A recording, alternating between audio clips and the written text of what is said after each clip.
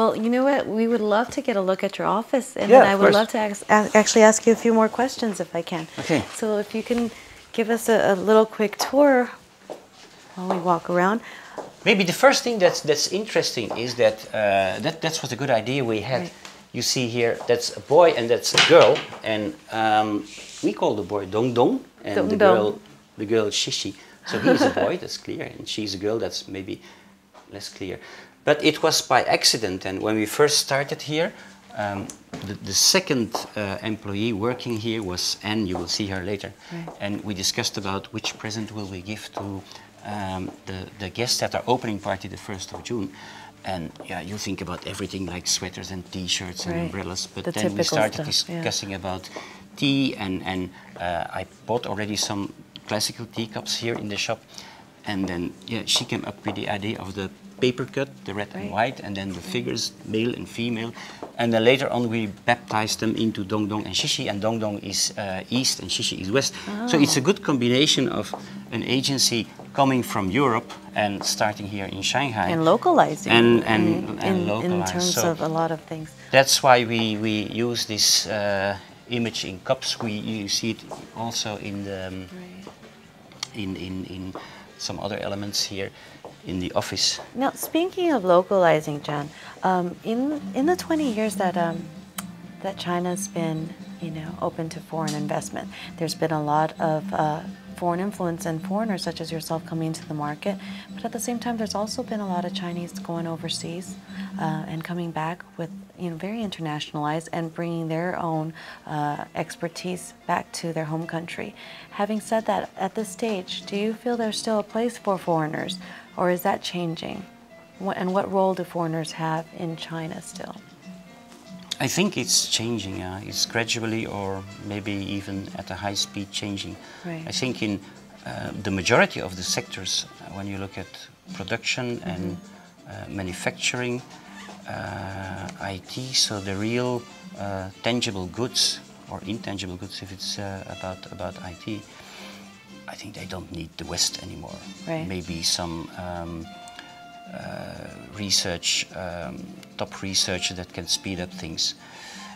Everything is here. I think it's in the things that are missing here is a little bit change in management style, and what I was telling a few minutes ago, also these aspects of marketing, branding, advertising, how to really influence people.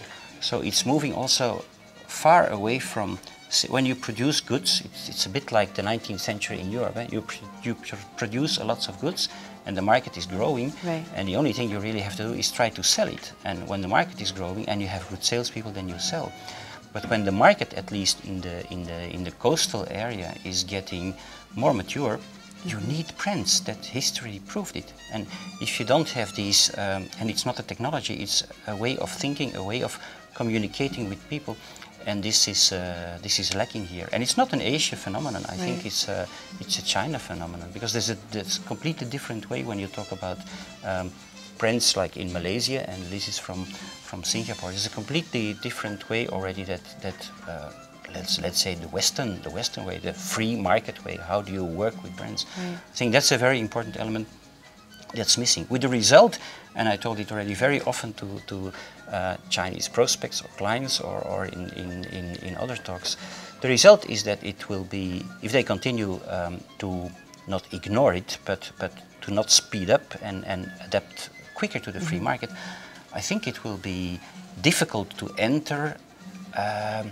in a right way a European market or a US market, because there you enter with whatever product in a very mature market. Right. And in the beginning you can start competing on price because you have the same quality. Right. You can start competing on price, but then when Europe and the US will decline a little bit more over the next 5 or 10 years, yeah, then even the price difference will get smaller. So then again it will be the whole magic box of marketing, advertising, using the new media that will be very, very important. So, and I think it's necessary for at least those brands who want to move out to learn that too. And it's in a strange way linked to, but that's a personal theory, Right. I have one daughter and two sons, and one of the sons is doing his PhD in psychology and economics Right. at the university in Belgium. So he's maybe next year he will finally have his PhD degree. And so I discussed already a lot with him about psychology and economics, and he's doing a doctoral thesis linked to consumer behavior, consumer reactions.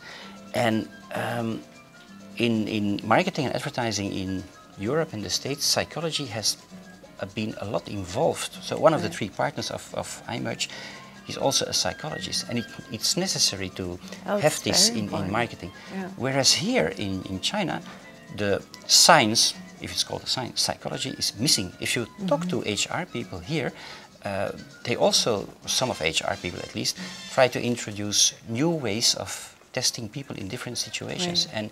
But psychology here, for one reason or another, it doesn't exist. So it's the analyzing the softer levels of how people interact with each other, how people interact with brands, how people interact with markets, and so on and so on. That's an element, I think, at least that the foreigner, or one of the few elements that foreigners can bring in. Can still contribute. Yeah. Very interesting. So a good part of our audience is based outside of the U.S., and many of them are considering being in your shoes maybe just a few years ago, about to enter the market, and you know, their company's going to make a market entry into their sector. What kind of advice would you offer that person right now? Not to come here and think that they know everything. So also, I read lots of books in 2004 and 2005, Right. and talked to a lot of people, as I explained. But living here and doing your thing here, so experiencing the market and the people and the clients and the suppliers and all the very strange things that can happen, that's, I think, as good a school to learn about your own practice and about how not to do things and how to do things than just reading books. And it's indeed a link between patience and to learn the game, because very often it's also a game. The rules of the game are slightly different in some circumstances, and you have to learn the rules of the game. Also interaction between a client, a supplier, also the interaction here with people. Not that it's totally different from Europe, but there are cultural differences, that's for sure. And if you're here and you arrive here like, let's say, the American army arriving in Iraq, Right. or Yeah, whatever, in that and sense, just a you very try Western, to conquer, right. then I think you're lost. Then Right. you get very negative reactions. So I think, but that's in any market. But here it's more difficult if you come from a Western country. In any market, and every marketeer knows it, you should listen first and try to also. Our agency has some clients, and you should listen to what the market exactly asks. And if the market is not ready for a certain level of things, services you offer, then you have to adapt. And if you don't adapt, if you try to fight here your own way into whatever things you want to realize, then I think it will not work. Won't work. And in services, it's probably even more important than when you start a manufacturing product, in manufacturing. Right. And then on the other hand, another element I think is that even manufacturing, if you see that salaries are rising constantly here at the coastal area,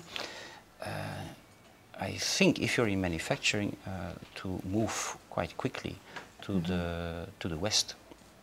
And if it continues there at the same speed as here, which is in between 9 and 11% yearly, then the advantage of outsourcing that part to China will be lost very soon. So I think you also read it in the Fortunes and the Wall Street Journals.